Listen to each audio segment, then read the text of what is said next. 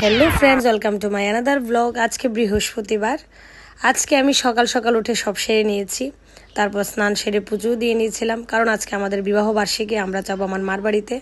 এই দেখো, মার বাড়িতে এসে আমরা কেক কাটিং করছি। এত বছরের মধ্যে আমরা আসলে একবারও কেক কাটিনি, এই প্রথম আমরা কেক কাটছি। আজকে আমরা কোথাও যেতে পারিনি, ঠাকুর বাড়িতে প্রত্যেকবারই যাই, এবার যেতে পারিনি, তার জন্য ভাবলাম একটা কেক কাটিং করি, মাও বলছিল। আচ্ছা, যাই হোক, আমরা সবাই মিলে এখানে কেক কাটিং করলাম। আর এত লোক থাকার কারণ হলো আমার বাড়ির পাশে আমার এক দাদার বাড়ি, দাদার বাড়িতে দাদার নাতির অন্নপ্রাশন, তার জন্য সবাই আনন্দ করে আমাদের বাড়িতে আসলো। সবার সাথে খুব আনন্দ করেছি। তারপরে আমার এক দিদির জামাই আসলো, হঠাৎ বলছে কি হচ্ছে এখানে। তারপরে দিদির জামাইকে নিয়ে খুব হাসি ঠাট্টা করেছি সবাই মিলে, খুব গল্প গুজব করার পর তারপর আমরা গিয়েছিলাম আমার দাদার বাড়িতে। কারণ প্রথমেই আমাদের বাড়িতে সবাই এসেছিল, আমার দিদিরা সবাই। যাই হোক, সবাই একসাথে থাকলে খুব ভাল লাগে।